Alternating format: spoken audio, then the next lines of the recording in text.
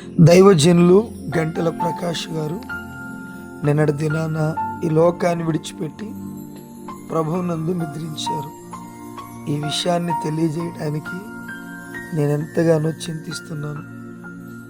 దేవుని కొరకు గొప్ప సేవను జరిగించి అనేక ఆత్మలను రక్షించి సంశయము లేకుండా దేవుని సువార్తను ప్రకటించి గొప్ప పరిచర్య చేసిన దైవజనులు కిడ్నీ సంబంధిత వ్యాధితో నిన్నటి దినాన ఈ లోకాన్ని విడిచి వెళ్ళారు.